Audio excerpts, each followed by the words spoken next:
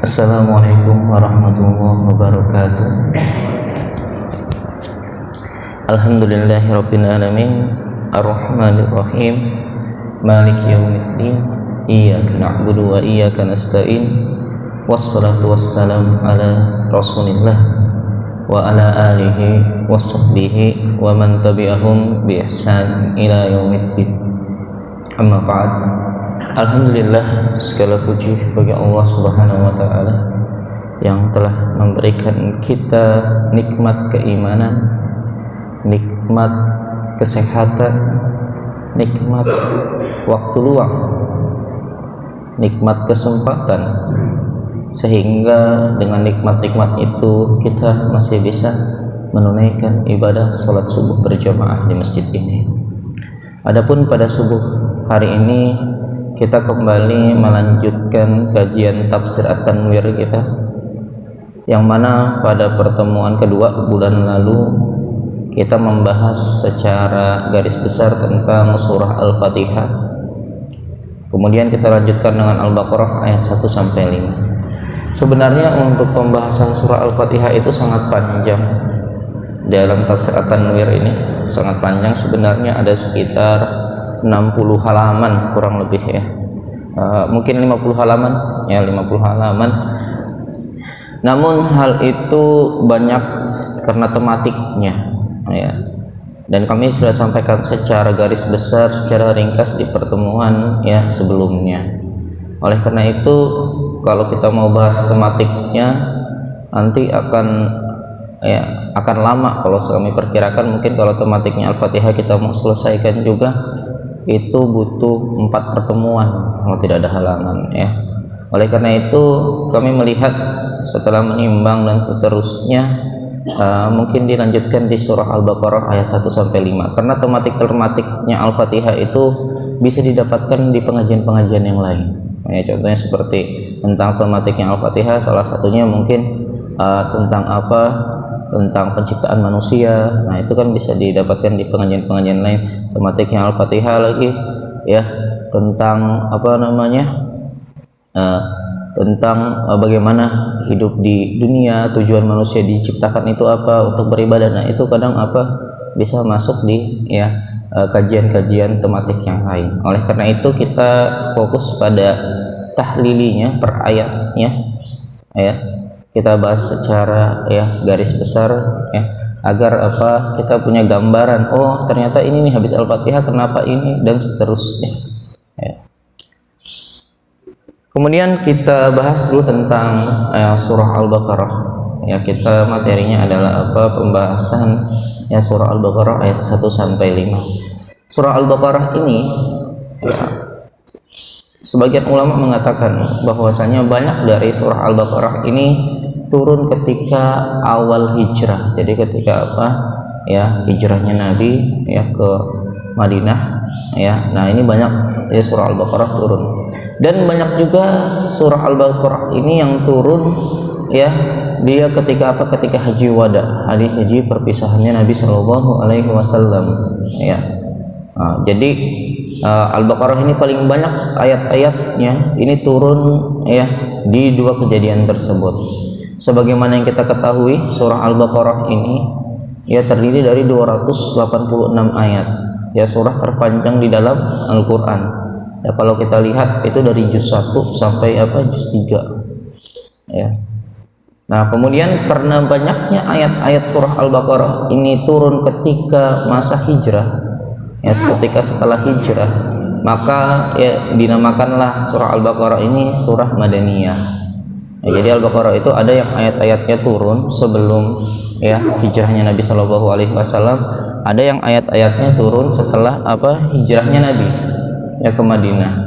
Nah, karena paling banyak isi suratnya ini adalah mayoritas ayat-ayat yang turun setelah hijrah, maka para ulama sepakat mengatakan Al-Baqarah adalah surah Madaniyah. Kemudian kalau kita lihat penamaan surah Al-Baqarah ini, maka tema utamanya sebenarnya adalah menjelaskan isi kisah sapi betina dan Bani Israel ya. Jadi sebenarnya tema utamanya itu namanya kan Al-Baqarah sapi betina, yang mana tema kisah sapi betina ini ya terjadi di zamannya apa ya Nabi Musa. Ya ketika itu apa ya ada salah seorang ya kelompok dari Bani Israel yang dia itu apa ya meninggal.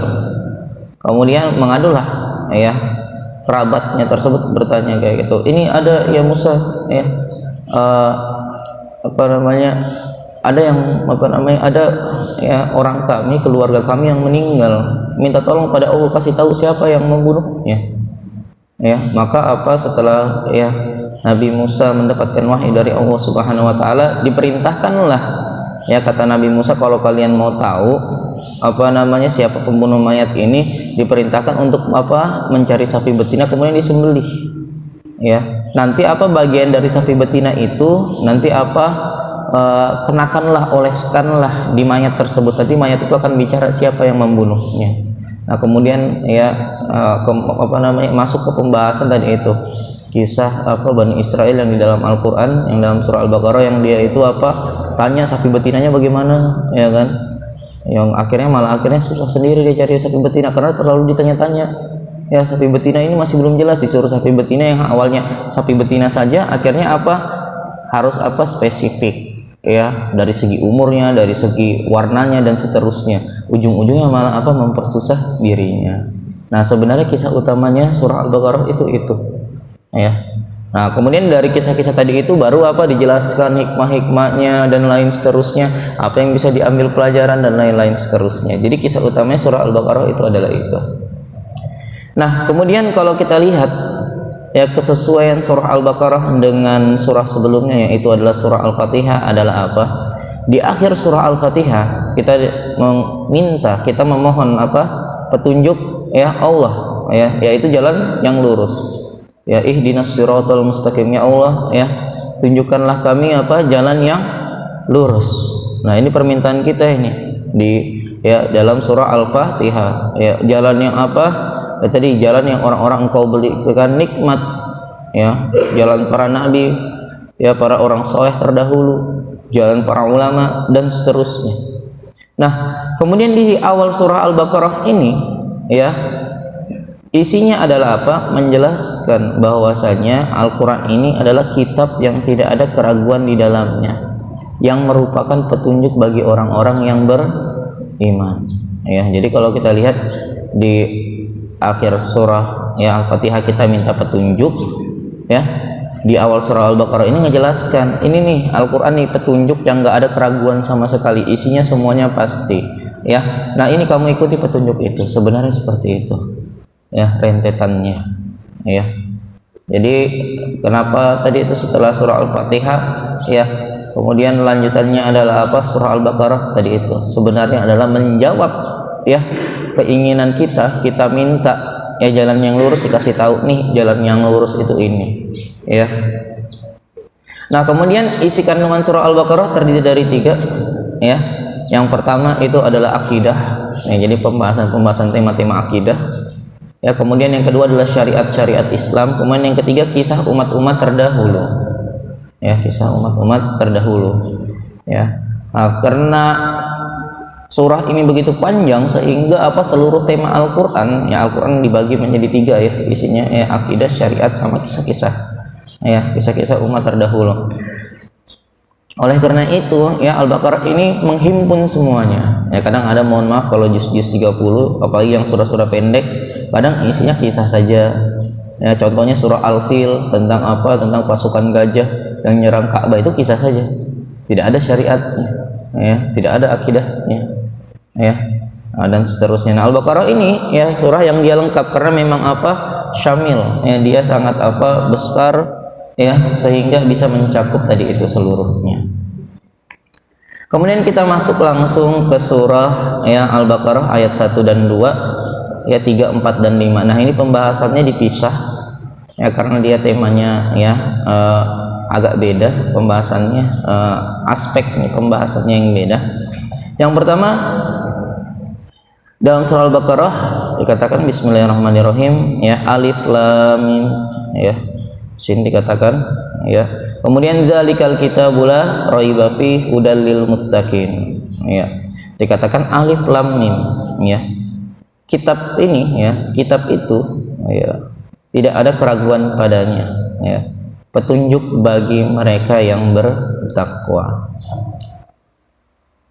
Ya, kemudian ayat 345 dikatakan alladzina yu'minuna bil ghaibi wa yuqimunas shalah wa mimma razaqnahum yunfiqun, ya. Yang mereka beriman kepada yang gaib, yang tidak terlihat, kemudian melaksanakan sholat dan menginfakkan sebagian rezeki yang kami berikan kepada mereka. Kemudian ayat 4-nya walladzina yu'minuna bima unzila ilaika wa ma unzila min qablik wabil akhirati hum yuqinun, ya. Dan mereka yang beriman kepada Al-Qur'an yang diturunkan kepadamu Nabi Muhammad SAW, dan beriman kepada kitab-kitab yang diturunkan sebelum engkau, sebelum Nabi Muhammad SAW, dan mereka yakin akan adanya akhirat. Kemudian ayat yang terakhirnya ulaika ala hudam mir rabbihim wa ulaika humul muflihun. Mereka orang-orang yang mendapatkan petunjuk, ya, dari Tuhannya, dan mereka itu adalah orang-orang yang beruntung. Pembahasan kita kali ini adalah berfokus pada 5 ayat ini secara garis besar. Kita akan bedah satu persatu ayatnya. Yang pertama tentang alif lam mim, ya. Ini alif lam mim ini apa artinya? Ya, dalam tafsir At-Tanwir dikatakan alif lam mim adalah salah satu dari fawatil suwar. Fawatil suwar itu pembuka-pembuka surah yang dia itu, ya, tidak ada maknanya biasanya, ya, kayak gitu, rahasia maknanya, ya, tidak ada makna pastinya, bukan tidak ada maknanya, mohon maaf, tidak ada makna pastinya. Yang ada adalah dugaan-dugaan, kayaknya maknanya ini, kayaknya maknanya ini. Nah, biasanya fawatil suwar ini ada di surah-surah Makkiyah, ya. Contohnya Nun, ya, kayak gitu, ya, surah Al-Qalam, ya. Kemudian apalagi dalam surah-surah Toha, ya. Kemudian, ya, dan lain sebagainya.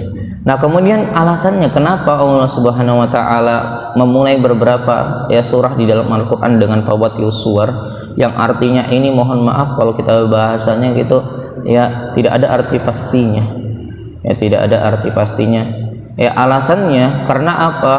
Orang Arab itu karena di zamannya Nabi SAW dikenal dengan keahlian, ya, syairnya, pintar berbuat syair, pintar membuat puisi dan seterusnya, ya, sehingga ya, Al-Qur'an sebagai salah satu bentuk mukjizat muncul dengan hal-hal yang lain yang tidak pernah terpikirkan oleh mereka. Salah satunya adalah kosakata yang tidak diketahui maknanya. Ya, jadi kalau seandainya kita, mohon maaf, kayak gitu, ya, orang bahasa Indonesia, orang Indonesia, ya, mungkin katakanlah orang Grogot, orang Pasir, ya, yang biasanya tahu bahasa Pasir, kemudian tiba-tiba, mohon maaf, bahasa Pasir itu, ya, ibaratnya kayak dipelesetkan, ya, dibikin ya, hal yang di luar bahasa Pasir tersebut. Maka ketika kita mendengarnya, loh, ini orang ngomong apa sih? Ya, bahasanya kayak gitu, ya, langsung perhatian kita itu tertuju, ini orang ngomong apa sih, dan seterusnya. Nah, salah satu hikmah fawatil suwar adalah katanya tujuannya, kata para ulama, untuk membangkitkan perhatian. Jadi ketika kita sudah perhatikan, kita bingung, loh, ini orang ngomong apa sih? Setelah itu baru ya, kita mendengarkan dengan lebih baik. Nah, itu tujuan fawatil suwar. Makanya ketika orang Arab zaman dahulu dikatakan alif lam mim gitu, alif lam ro, itu nggak tahu mereka apa itu maknanya, ini maksudnya apa. Tapi karena itu, ya, awalnya dia nggak tahu, nggak jelas, akhirnya dia mau nggak mau harus memperhatikan setelahnya, ya, dia memperhatikan setelahnya apa sih maksudnya itu. Nah, jadi tujuan fawatil suwar sebenarnya adalah seperti itu. Nah, adapun sahabat Ibnu Abbas, ya, menafsirkan, ya, alif lam mim ini sebenarnya adalah singkatan, katanya. Ya, alif menunjukkan kepada Allah, ya, Allah, alif, kayak gitu. Kemudian lam ini Jibril, jadi huruf belakangnya yang diambil, ya. Ya, Allah, lamnya untuk Jibril, kemudian mimnya untuk Muhammad. Jadi katanya, ya, Ibnu Abbas dan sebagian ulama, ya, berdasarkan pendapat Ibnu Abbas mengatakan maksudnya alif lam ini adalah menunjukkan bahwasanya Al-Qur'an ini perkataan Allah, dari Allah, ya disampaikan melalui perantara Jibril, ya kemudian diwahyukan kepada apa, ya Nabi Muhammad Shallallahu Alaihi Wasallam. Ya, jadi katanya alif lam mim itu artinya itu. Ya. Nah, kemudian kita lanjut ayat yang kedua. Nah, ini ayat yang kedua kita bahas. Ya dzalikal kitabul la raiba fi hudan lil muttaqin. Ya, itu kitab Al-Qur'an yang tidak ada keraguan padanya. Ya, petunjuk bagi mereka yang bertakwa. Ya. Dari ayat ini kita bisa melihat bahwasanya ya di sini Allah mengatakan bahwasanya Al-Qur'an itu enggak ada syak sama sekali, tidak ada keraguan. Di situ adalah apa? Isinya semuanya adalah kepastian. Ya. Makanya dalam ayat yang dijelaskan juga tanzilul kitabi la raiba fi ya mir rabbil ya alamin. Dikatakan apa? Turunnya Al-Quran itu tidak ada keraguan padanya, ya dari Tuhan semesta alam, ya. Dan ini penting sekali bagi kita, ya. Jadi ketika awal-awal yang dikasih tahu, ya setelah mohon maaf disebutkan fawatius suwar yang nggak ada maknanya, kemudian langsung tiba-tiba ditekankan, ini kitab kamu nggak usah ragu-ragu. Setelah disebutkan fawatius suwar yang kita nggak tahu apa itu maknanya orang Arab, langsung dikatakan apa? Kamu jangan ragu sama kitab ini. Ini isinya semua adalah kepastian. Dalam ayat yang lain tadi dikatakan bahwasanya apa? Ya wahyu ini turun dari Allah, nggak ada keraguan sama sekali. Ya. Kemudian kalau kita lihat juga ayat-ayat yang lain juga dikatakan apa? Al-haqqu mir rabbik wa la takum minal mumtarin. Ya, kebenaran itu datangnya dari Allah. Ya, dan janganlah kalian menjadi orang-orang yang ragu. Dan ayat-ayat yang lain yang menjelaskan bahwasanya apa? Al-Qur'an ini mutlak, ya kebenarannya adalah mutlak. Ya karena dia dari Allah Subhanahu wa taala, perkataan Allah. Kemudian ya dalam ayat yang lain lagi juga dikatakan wa in kuntum fi raibin mimma nazzalna ala abdina fa'tu bi suratim min mislih. Ya. Kemudian salah satu bentuk supaya ya keyakinan Al-Quran ini adalah pasti dari Allah Subhanahu wa taala, ya Allah bahkan menantang orang-orang Arab jahiliyah, ya kafir Quraisy saat itu yang berada di Makkah, disuruh apa? Ya, kalau kamu ragu Al-Quran ini adalah ya dari Allah, kamu coba aja ya buat yang seperti apa Al-Quran, ya disuruh apa? Buat satu surah saja. Ya, namun kenyataannya dari dulu sampai sekarang tidak ada sama sekali yang bisa ya membuatnya. Nah, ini gambaran bahwasanya Al-Qur'an ini bukan perkataan Muhammad, ya, bukan karangan-karangannya Muhammad, ya, tapi adalah memang betul-betul adalah ya wahyu Allah. Bahkan dikatakan wad'u syuhada'akum min dunillahi in kuntum shadiqin. Disuruh apa? Ya panggil tuh penolong-penolongmu, panggil tuh semua sekutu-sekutumu, panggil tuh semua orang-orangmu dan seterusnya. Buat kalian rame-rame tuh. Ya. Kalau zaman dahulu Arab jahiliyah itu mohon maaf ya gengsi kalau dia apa buat syair itu ya 2 orang 3 orang gengsi. Ya. Karena hebat-hebatan. Ya buat syair sendiri-sendiri. Tapi di sini Allah mengatakan apa? Kumpulkan tuh orang-orangmu semua yang pintar-pintar itu kumpulkan buat satu apa? Ya satu surah saja. Ya buat satu surah saja seperti Al-Qur'an. Ya dan ternyata apa tidak ada juga yang ya bisa ya membuat seperti Al-Qur'an. Meskipun apa diisi oleh banyak-banyak ya penyair-penyair Arab di masa itu. Tidak ada sama sekali. Ya, jadi betul-betul apa ditunjukkan kekuatan Al-Qur'an dan betul-betul direndahkan apa kemampuan penyair-penyair ya orang-orang Arab. Beda kelas kalau bahasa kita. Ya.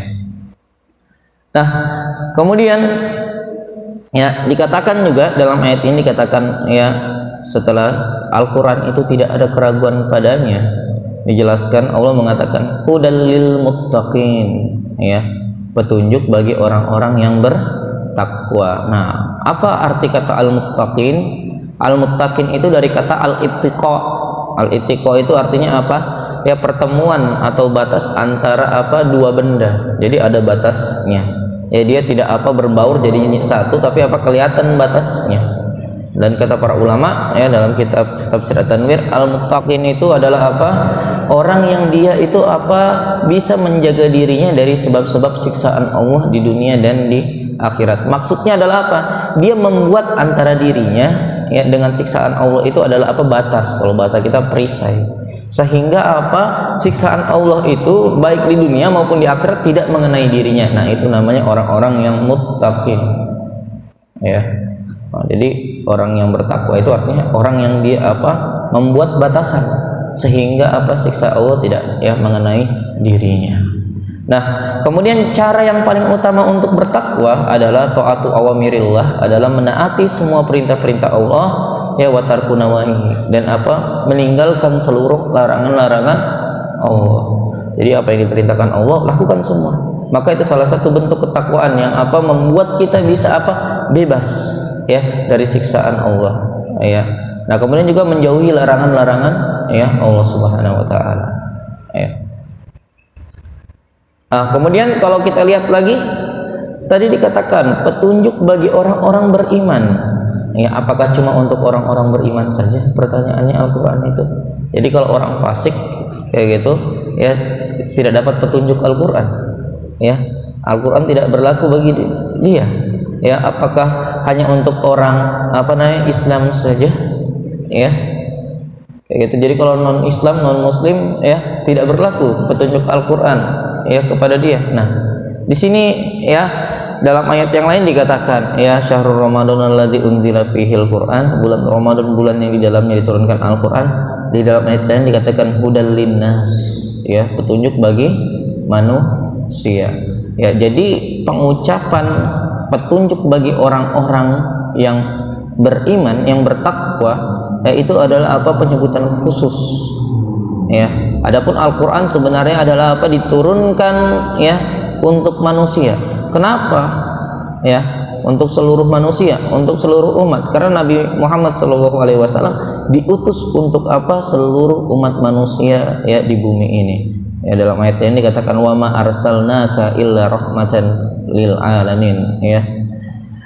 Dan tidaklah kami mengutus engkau Muhammad ya melainkan menjadi rahmat bagi seluruh alam. Ya, oleh karena itu ya Al-Quran ini adalah petunjuk untuk seluruh manusia, namun lebih dikhususkan lagi, pengkhususannya ya adalah apa, orang yang bertakwa, orang yang mau apa, membuat batas ya antara dirinya ya dengan apa, siksa Allah Subhanahu wa taala, ya. Nah, kemudian kita lanjut ya ayat 3 sampai 5-nya ini. Nah, ini beda aspek lagi, beda hal pembahasannya lagi. Kalau yang ayat kedua tadi nyampaikan, kasih tahu ya, ini Al-Qur'an enggak ada keraguan kepadanya, ini petunjuk bagi orang ya yang bertakwa. Nah, ayat 3 sampai 5 ini menjelaskan tentang apa ciri-ciri orang yang bertakwa tadi. Kan petunjuk khusus ya kalau bahasa kita ya. Petunjuk khusus ya yang dia itu apa, untuk orang-orang yang bertakwa. Nah, di sini jelaskan ya orang-orang yang bertakwa itu tandanya bagaimana. Ya, yang dapat petunjuk Al-Qur'an, yang dapat bimbingan Al-Qur'an itu yang bagaimana. Nah, di sini katakan alladzina yu'minuna bil ghaibi wa yuqimunas shalah wa mimma razaqnahum yunfiqun. Ya, orang yang dia apa, beriman kepada ghaib, melaksanakan salat, menginfakkan sebagian rezeki. Kemudian walladzina yu'minuna bima unzila ilaika, orang yang beriman kepada Al-Qur'an. Kemudian orang yang beriman pada kitab-kitab terdahulu. Kemudian penutupnya adalah apa, ayat kelima ya, mereka itulah orang-orang yang mendapatkan petunjuk dari ya Tuhannya, mereka itu adalah yang menang. Kita bahas secara per ayat ya. Nah, kemudian di sini katakan alladzina yu'minuna bil ghaibi, ya. Ya, mereka yang beriman kepada hal yang gaib, ya. Nah, kalau kita perhatikan ya, iman itu artinya adalah percaya ya, yakin. Ya, iman itu adalah amaliyah batin. Amaliyah batin maksudnya adalah apa? Pekerjaan hati. Ya, yaitu adalah apa? Meyakini sesuatu yang di luar jangkauan indera.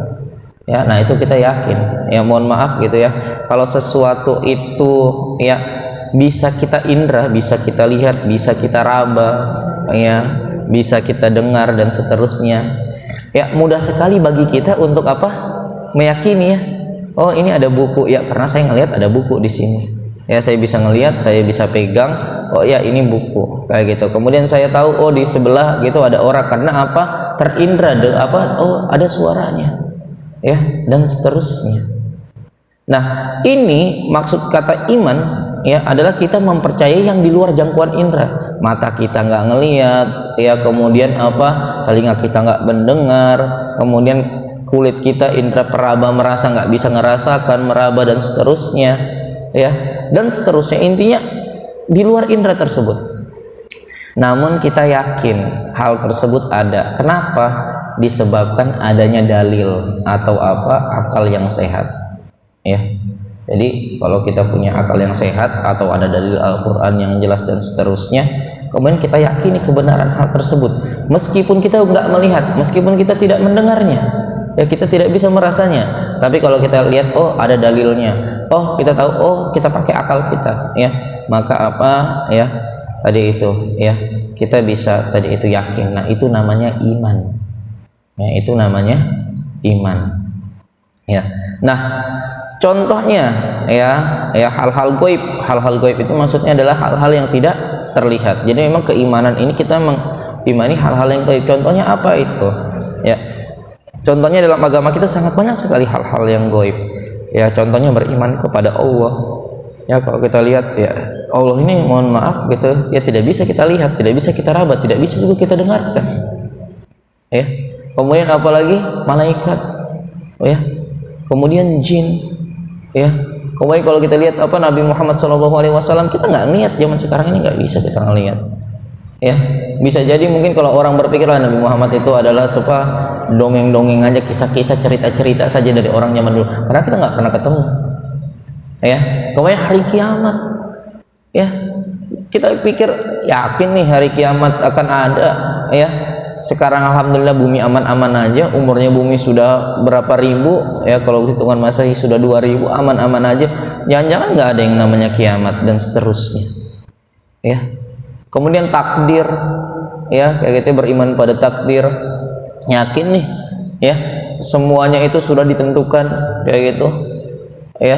Kita saya usaha begini bisa berhasil, saya nggak mau begini nggak berhasil, berarti takdir ada di tangan saya, ketentuan ada di tangan saya, ya, dan seterusnya. Kitab juga sama dan seterusnya. Nah jadi apa, keimanan ini betul-betul adalah keyakinan, tekad akan sesuatu yang kita indrai sebenarnya, ya, kayak gitu, ya. Jadi, ya, kalau dikatakan orang beriman, kita betul-betul tadi itu yakin adanya Allah, meskipun apa, indera-indera kita itu semuanya tidak bisa, ya, tadi itu apa namanya, menjangkaunya. Yakinnya gara-gara dua hal, ya. Yang tadi yang pertama adalah dalil, ya, yaitu ada Al-Quran, ya, kemudian hadis Nabi SAW, kemudian akal sehat. Kalau kita punya akal sehat, kadang kita berpikir juga, ya, ini dunia bagaimana caranya, ya, bisa berjalan seperti ini, bumi apa namanya berotasi di galaksi, ya gitu, ya, berputar, ya, dan seterusnya. Kemudian tidak tabrakan satu planet dengan planet yang lain, begitu banyak bintangnya yang jatuh, ya, di semesta sana, tapi nggak ada sama sekali apa, alhamdulillah sampai sekarang nih masih selamat bumi, ya, dan seterusnya. Ya kalau kita pikirkan, ya gimana itu, ya, ya, punya akal sehat pasti ada yang ngatur, pasti ada yang ngatur, nggak mungkin nggak ada yang ngatur. Bagaimana ceritanya, mohon maaf, manusia dari setetes mani, kita yang besar begini, dari apa, segumpal darah saja awalnya apa, mani. Bagaimana kalau kita pikir, ya, nggak logis itu, ya, mohon maaf, ya, nggak logis, ya, kayak gitu, dari tetesan mani, dari segumpal darah bisa sampai besar seperti ini kita, ya. Itu semua apa, ya, kalau kita pakai akal sehat kita berpikir, oh ini tadi itu. Makanya kita bilang kalau indra nggak bisa, kalau akal sehat ya bisa, ya. Nah ciri orang yang dia bertakwa adalah yakinin hal-hal yang goib tadi itu. Nah kita nggak boleh ragu tadi pada hal-hal tadi, karena dalam agama kita banyak sekali tadi hal-hal yang goib yang tidak terlihat. Nah itu kita nggak boleh ragu, ya. Nah kemudian yang kedua, ciri orang yang bertakwa adalah wa yuqimunas shalah, dan dia mendirikan salat, ya. Nah kalau kita lihat baik-baik di sini perintahnya wa yuqimunas shalah, dan dirikan salat. Harusnya bisa saja kalau mau mengatakan wassalah atau wa yusalluna, dan mereka salat. Tapi apa, di sini ada kalimatnya wa yuqimunas shalah, dan dia mendirikan salat, ya. Jadi ada penegasannya, ya, dirikan salat, bukan hanya sekedar salat. Nah kemudian kita masuk ke dalam makna salat secara bahasa. Salat itu secara bahasa artinya ad-du'a, artinya adalah doa, ya. Dan doa ya dalam ayat Al-Qur'an dikatakan ud'u rabbakum tadarruan wa khufyah, ya. Kamu berdoa kepada Tuhanmu dengan rendah diri, ya, rendah hati, ya. Kemudian dengan suara yang lembut, ya. Sesungguhnya ya Allah tidak menyukai orang-orang yang melampaui batas. Surah Al-A'raf ayat 55. Nah, kalau kita lihat dari ayat ini makna doa, ya, artinya adalah apa? Kita meminta kepada Allah dengan merendahkan diri kita, yang menunjukkan bahwasanya orang yang berdoa itu, ya, dia memerlukan Allah Subhanahu wa taala, dia butuh Allah. Ya, jadi kalau orang minta sesuatu sama Allah, ya Allah saya minta begini, ya Allah terima kasih begini, ya. Nah, ini menandakan dia butuh Allah. Begitu juga sebaliknya, orang yang tidak pernah berdoa sama Allah Subhanahu wa taala, ya maka ya dia sama sekali tidak butuh Allah, dia tidak pernah merendahkan dirinya di hadapan Allah Subhanahu wa taala. Ya samalah kita. Ya kalau minta bantuan orang lain ini seterusnya. Nah, itu kita butuh sama orang lain ya. Nah, tapi bedanya kalau doa ini Ingat, harus tadarruan. Kita harus rendahkan diri kita, konsepnya begitu. Ya, kalau sama orang lain tidak perlu. Ya, sama-sama manusia. Ya, jangan sampai ngemis-ngemis, ya. Kayak gitu. Ini kita ngemis-ngemis, rendahkan diri itu cuma kepada Allah Subhanahu wa taala. Makanya di sini dikatakan ud'u rabbakum. Ya Tuhanmu saja. Ya betul-betul minta. Ya rendahkan harga dirimu serendah-rendahnya. Itu konsepnya, ya. Nah, berdoa di sini ya biasanya bersyukur atas nikmat, memohon perlindungan dari bencana, biasanya itu tuh isi doa-doa kita ya intinya. Ya. Nah, kemudian salat secara istilah ya adalah perbuatan dan perkataan yang dimulai dengan takbir diakhiri dengan salam, yang sesuai dengan persyaratan yang ada. Jadi istilah salat secara syariat, istilah kita tadi itu ya perbuatan ya dan perkataan yang dia diawali dengan takbir Allahu Akbar, diakhiri dengan salam. Terus ada syarat-syaratnya. Nah, itu secara istilah. Nah, kemudian makna mendirikan sholat, kenapa dalam Al-Quran dikatakan wa yuqimunas sholat, artinya tegakkan sholat. Itu maksudnya adalah sholat ini bukan hanya sekedar dilakukan saja, tapi bagaimana caranya adalah sholat itu harus sempurna. Betul-betul kamu sholat, sungguh-sungguh kamu sholat tanpa ada kekurangan apapun. Nah, itu wa yuqimunas sholat, dirikan sholat, tegak, disuruh tegakkan sholat. Jadi sholatnya betul-betul sholat, ya. Tidak hanya mohon maaf sekedar syarat rukunnya terpenuhi, ya. Tidak hanya sekedar mohon maaf takbir ya takbir, ruku ya ruku, sekedar baca doanya saja, bukan hanya sekedar itu, ya.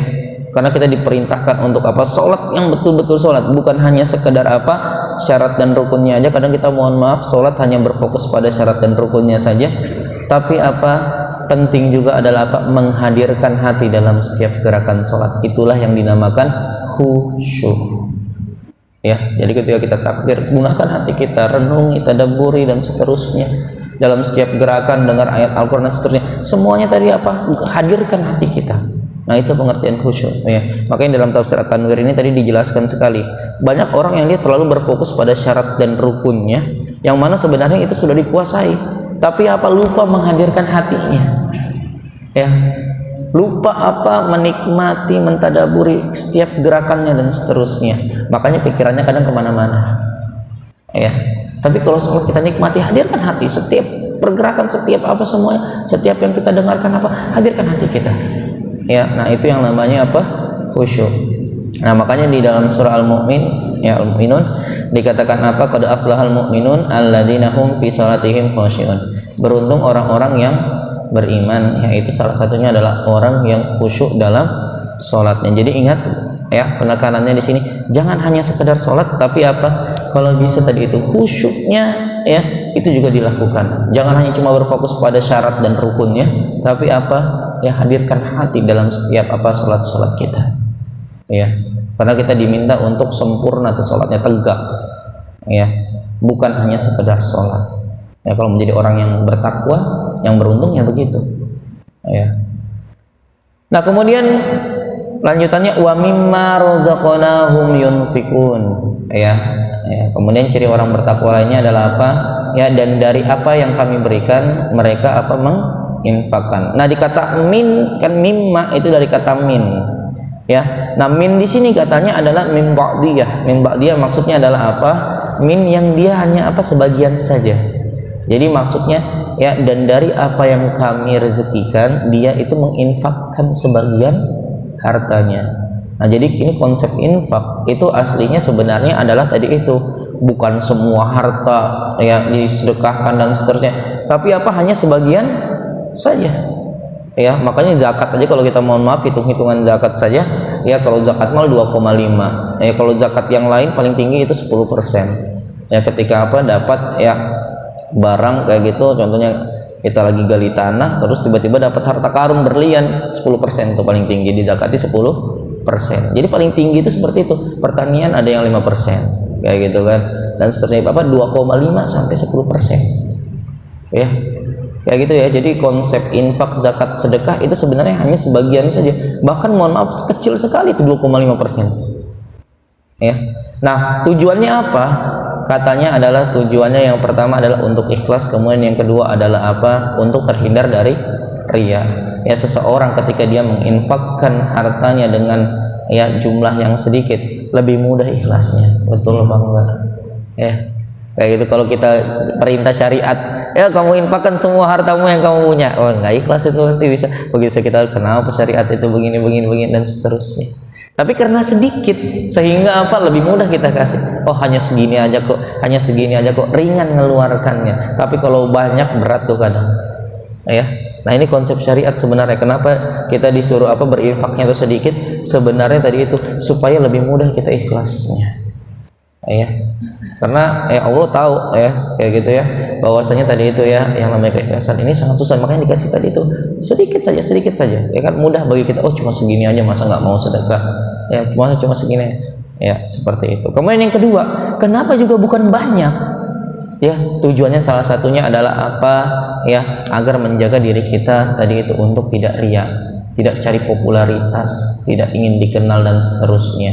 Orang ya kalau sedekahnya cuma sedikit ya, kita ini ya nggak bangga diri ya bahasanya ya, kayak gitu, oh saya cuma sedekah segini aja dan seterusnya. Jadi apa, lebih terjaga tuh riyanya. Tapi kalau seandainya ya apa namanya sumbang kayak gitu, contohnya 100 juta, oh itu pasti langsung jadi pembicaraan orang-orang tuh, begini, ada rasa bangga lagi di hati dan seterusnya apa dan seterusnya. Jadi memang salah satu ya kenapa kita diperintahkan untuk berinfak itu dengan apa, sedikit saja ya, salah satunya apa, menjauhi diri kita apa dari yang namanya riya. Karena kalau kita sumbang banyak kemudian riya juga ya, tadi itu amalan ya yang diriya itu tidak diterima oleh Allah Subhanahu wa taala. Padahal sudah infak banyak-banyak. Lebih baik sedikit berkualitas daripada apa, banyak tapi tertolak, kualitasnya rendah. Nah, jadi itu konsepnya. Nah, kemudian dari pimpinan pusat Muhammadiyah juga ya, Majelis Tarji juga menjelaskan ya, dalam konsep berinfak ini dianjurkan sekali untuk apa, yang namanya berinfak ya pada apa, lembaga-lembaga zakat ya, pada pengelola, infak yang terkelola. Jangan sekedar mohon maaf infak untuk individu. Jadi kalau kita contohnya punya uang nih 1 juta kita kasih tetangga kita, bahasa kita mohon maaf seperti itu, ini kan untuk individu. Kalau infak untuk individu biasanya habisnya adalah untuk konsumsi ya, jelas ya, biasanya kayak gitu ya, untuk keperluan orang tersebut ya. Tapi kalau kita infak pada sebuah apa, lembaga pengelolaan, ormas dan seterusnya yang terstruktur, ini bisa apa ya, infak tersebut bisa dikumpulkan sehingga apa ya, bisalah jadi apa, membangun ya, contohnya membangun sekolah, membangun ini dan seterusnya. Nah, ini apa, investasinya lebih ya baik ya.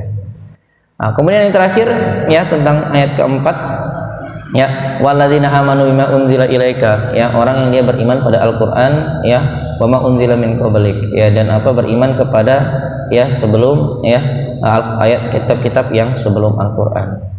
Nah, jadi kita diperintahkan untuk beriman pada Al-Qur'an. Beriman pada Al-Qur'an ini apa ya, kewajiban membacanya, kewajiban mempelajari, kewajiban mengamalkan, kewajiban mendakwahkannya. Nah, orang yang beriman pada Al-Qur'an itu kayak gitu. Nah, adapun untuk kitab-kitab yang lain, Taurat, Injil, Zabur dan seterusnya, kita beriman ya, tapi hanya sekedar apa, meyakini keberadaannya saja. Kita tahu, oh ini memang betul ada Injil, betul ada Zabur dan seterusnya, tanpa apa, tanpa kewajiban membacanya, mempelajarinya, mengamalkannya, apalagi mendakwahkannya. Kenapa seperti itu Ya, karena apa? Kitab-kitab itu hanya untuk umat-umat terdahulu di masa yang lalu. Datang Al-Qur'an untuk seluruh manusia, otomatis apa? Ya, kitab-kitab yang lalu itu sudah tidak terpakai lagi ya dalam agama Islam. Jadi hanya sekedar apa? Ya, kita beriman tahu saja. Oh, memang ada. Ya, tapi bukan untuk dipelajari, ya, bukan untuk apa? Diamalkan. Ya. Nah, kemudian wabil akhirati hum yuqinun, ya. Ini ayat 4-nya juga terakhir ya, dikatakan dan dengan akhirat ya dia itu yakin. Nah, ini pentingnya juga. Ya. Yakin itu adalah apa? Zawalus syak. Yakin itu adalah apa? Hilangnya keraguan. Jadi kalau ada orang yakin, tapi saya yakin tapi masih 90%, nah itu namanya bukan yakin. Yakin itu 100%, nggak ada sama sekali apa? Keraguan sama sekali. Nah, orang yang dia bertakwa ini adalah orang yang yakin adanya akhirat, yang membenarkan adanya apa? Surga dan neraka sebagai balasan. Ya, akhirat artinya terakhir tuh. Ya, kayak gitu ya. Kemudian meyakini adanya kejadian-kejadian di hari akhirat, dibangkitkan dari kubur, kemudian apa namanya? Ditimbang amal dan seterusnya dan lain-lain semuanya. Nah, ini juga ditekankan lagi ya, yang awalnya yu'minuna bil ghaib, ya beriman kepada hal gaib, di sini ditekankan lagi ya orang yang dia betul-betul yakin ya akan adanya akhirat. Nah, jadi mohon maaf kita ini betul-betul tadi pengertian yakin adalah apa? Zawalus syak, tidak ada apa? Hilangnya keraguan. Nah, kita itu harus seperti itu sebenarnya. Yakin ya, betul-betul yakin. Ya, jangan hari kiamat wah ini masih ragu-ragu juga, ini belum, nggak ada sama-sama sekali tanda pastinya dan seterusnya. Ya, kenapa kurang yakin? Karena tidak apa? Percaya sama dalil Al-Qur'an. Kenapa? Karena tidak menggunakan akal sehatnya. Ya, kalau gunakan akal sehat, percaya dalil Al-Qur'an, maka pasti dia yakin 100% akan ada yang namanya apa? Ya, akhirat. Ya. Kemudian ayat 5 yang terakhir, setelah tadi disebutkan ciri-cirinya ulaika ala hudam mir rabbihim wa ulaika humul muflihun, ya. Mereka itu orang yang mendapatkan petunjuk dari Tuhannya dan mereka itu orang-orang yang beruntung, orang-orang yang menang. Nah, di sini dikatakan ya bahwasanya memperoleh petunjuk ini apa? Ketika dia apa? Berada hidup di dunia. Jadi orang yang mau dibimbing oleh Allah Subhanahu wa taala, lakukan hal-hal yang tadi, yang 5 tadi itu. Ya, maka apa? Di dunia itu orang mereka lah yang dapat apa? Petunjuk. Dan orang-orang yang itu juga nanti ke depannya apa? Yang muflih, yang menang. Ya, yang beruntung nanti apa? Ya, di akhirat mereka akan masuk surga, terhindar dari siksa Allah Subhanahu wa taala. Ya. Nah, kemudian kalau kita lihat di sini ya, ini penutupnya, analisisnya. Ya, jadi kalau kita perhatikan baik-baik, konsep yang mendapatkan petunjuk dan beruntung adalah ya, kalau kita perhatikan ya, orang yang dia beriman pada hal gaib, mendirikan sholat, berinfak, beriman pada kitab-kitab Allah, kemudian apa? Beriman pada hari akhir. Kalau kita lihat di sini ya, beriman ini konsepnya adalah aspek iman, percaya nilai-nilai ya kita pada Allah, beriman pada kitab, ya beriman pada hari akhir. Ya, kemudian mendirikan sholat, berinfak sebagian rezeki, ini konsepnya adalah apa? Amal soleh, perbuatan. Nah, maka di sini kata para ulama ya, dalam tafsir juga dikatakan, tafsir At-Tanwir, bahwasanya seluruh perbuatan kita, amal-amal soleh yang baik kita ini sebenarnya harus didasari apa? Dengan nilai-nilai keimanan. Jadi bukan, mohon maaf, cuma sekedar laksanakan saja tapi nggak ada keyakinan dalam hatinya tentang hal-hal tadi. Ya, contohnya gambaran kita bersedekah kayak gitu kan. Ya, apa namanya, di masjid, apa namanya, untuk masjid. Maka jangan hanya, mohon maaf, sekedar apa? Oh, ini saya kelebihan uang, ada uang lebih ya, bisa saya sedekahkan, hanya sekedar gitu saja untuk bantu. Tapi apa? Harus ada keyakinan dalam hati. Contohnya apa? Ya, barang siapa yang membangun masjid, maka apa? Akan Allah bangunkan ya, rumah di surga. Nah, ini apa? Amal yang disertai dengan apa? Keimanan. Ngerti? Ya. Jadi konsepnya seperti itu. Amal, seluruh aktivitas kita yang apa? Didasari dengan keimanan. Ya, contohnya mungkin sholat. Ya, bukan hanya sekedar sholat, tapi apa? Ya, betul-betul sholat. Kenapa? Karena apa? Allah menyaksikan. Ya, kayak gitu ya, konsep apa? Ihsan. Ya, anta budullah ka annaka tarahu fa in lam takun tarahu fa innahu yaraka. Ya, kalau seandainya kamu menyembah Allah, kalau seandainya kamu nggak bisa lihat Allah, maka yakinlah Allah melihat kamu. Nah, kita kalau sholat dilihat Allah pasti sungguh-sungguh tuh.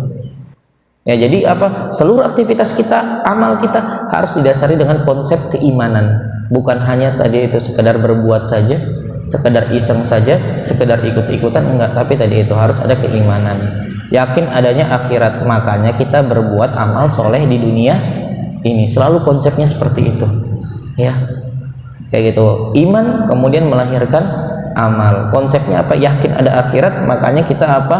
Beramal soleh di dunia ini. Nah, kemudian terakhir, penutup di sini, slide terakhir ya, penerapan petunjuk Al-Quran dalam kehidupan ya. Jadi Al-Quran adalah petunjuk ya bagi orang-orang yang bertakwa. Begitu juga sebaliknya, orang-orang yang bertakwa ini apa? Menerapkan petunjuk Al-Quran dalam kehidupannya. Nah, setidaknya ada 3 hal yang bisa jadi tolak ukur ya, seseorang ini menerapkan Al-Quran dalam kehidupannya ya, mendapatkan petunjuk ya, dan seterusnya. Yang pertama, selalu menghadirkan Allah dalam setiap aktivitas ya. Jadi konsepnya tadi seperti tadi. Kemudian yang kedua adalah apa? Infak dalam beragam bentuk, sedekah, zakat, hibah, wakaf, dan lain-lain. Kemudian yang ketiga, 5 karakter takwa dari ayat 1 sampai 5 tadi menjelaskan bahwasanya kita ini orang muslim harus punya pandangan hidup. Pandangan hidup kita itu orientasinya adalah akhirat. Kita yakin adanya akhirat, begini. Ya, kemudian kita harus punya jalan hidup. Jalan hidup kita itu adalah apa? Dari keyakinan tersebut kita wujudkan dalam kesolehan individual kita, kesolehan diri kita. Nah, ini jalan hidupnya kita. Ya, jangan main asal-asalan saja hidup, yang penting hidup, enggak. Tapi hidup didasari apa? Nilai-nilai. Nilai-nilai itu adalah nilai-nilai akhirat, nilai-nilai agama. Mungkin ini yang bisa kami sampaikan pada kesempatan kali ini ya. Kurang dan lebihnya ya, kami mohon untuk ya dimaafkan. Apabila ada pertanyaan, mungkin boleh 1 atau 2 pertanyaan kami persilahkan.